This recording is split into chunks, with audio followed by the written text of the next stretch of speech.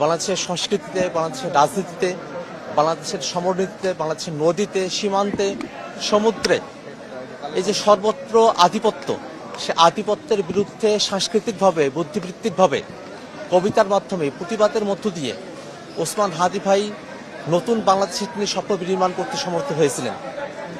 তিনি গণতন্ত্রের বাংলাদেশ চেয়েছিলেন, ইনসাফের বাংলাদেশ চেয়েছিলেন, তিনি আধিপত্যবাদ মুক্ত এক বাংলাদেশ চেয়েছিলেন, যে বাংলাদেশ স্বনির্ভরভাবে বিশ্বের বুকে মাথা উঁচু করে দাঁড়াতে পারে। তার সেই স্বপ্নের সঙ্গে বাংলাদেশের মানুষের একত্রিত হয়েছিল। সেটাকে পতিত ফেসিবাদীরা তারা সহ্য করতে পারে নাই।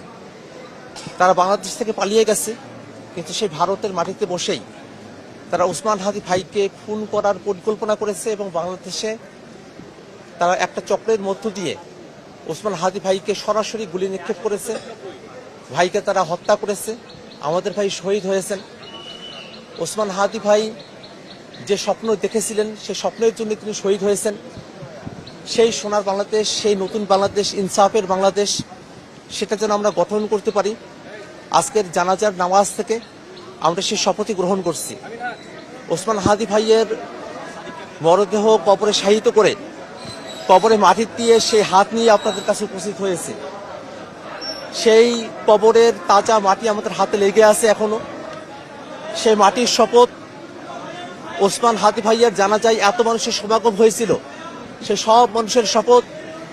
এবং আজকের জানাজা আওয়ামী লীগ এবং তাদের দোসরদের জন্য একটা রিমাইন্ডার যে বাংলাদেশে যদি জুলাইকে কোনো কারণে আঘাত করা হয়, জুলাইকে যদি নস্যাৎ করার পরিকল্পনা করা হয়, জুলাইয়ের পক্ষে যারা আছে তাদের জীবনকে যদি হুমকির মুখে ফেলা হয়, তাহলে বাংলাদেশের কোনো মানুষ দলমতের পার্থক্য করবে না।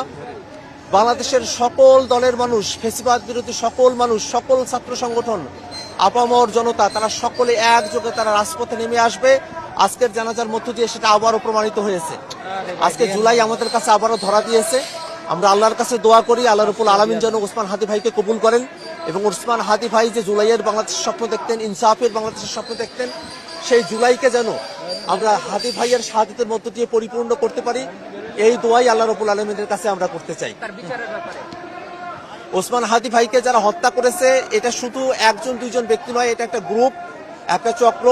তারা দেশের ভিতরে থেকে, দেশের বাইরে থেকে এই ষড়যন্ত্র করেছে এবং গুলি তারা করতে সক্ষম হয়েছে। তারা এখনো পর্যন্ত ধরাছোঁয়ার বাইরে আছে। আমরা অন্তর্বর্তীকালীন সরকারের কাছে আহ্বান জানাবো, খুবই দ্রুত সময়ের মধ্যে ওসমান হাদি ভাইকে যারা গুলি করেছে তাদেরকে খুঁজে বের করে গ্রেফতার করতে হবে। তারা যদি ভারতে পালিয়ে থাকে, তাহলে ভারত থেকে তাদেরকে ধরে নিয়ে আসতে হবে। এবং ভারত সরকারের কাছে আমরা দাবি জানাই, শেখ হাসিনা সহ জুলাইয়ের যত গণহত্যাকারী আছে এবং ওসমান হাদি ভাইয়ের খুনিরা যদি ভারতে আশ্রয় নিয়ে থাকে, তাহলে তাদেরকে বাংলাদেশে প্রত্যর্পণ করতে হবে এবং কেবলমাত্র বাংলাদেশের জনগণের সাথে সম্পর্ক তৈরি করার মধ্য দিয়ে, খুনিদেরকে বাংলাদেশে প্রত্যাবর্তনের মধ্য দিয়ে ভারতের সাথে বাংলাদেশের সম্পর্ক মর্যাদাপূর্ণ জায়গায় উন্নীত হবে।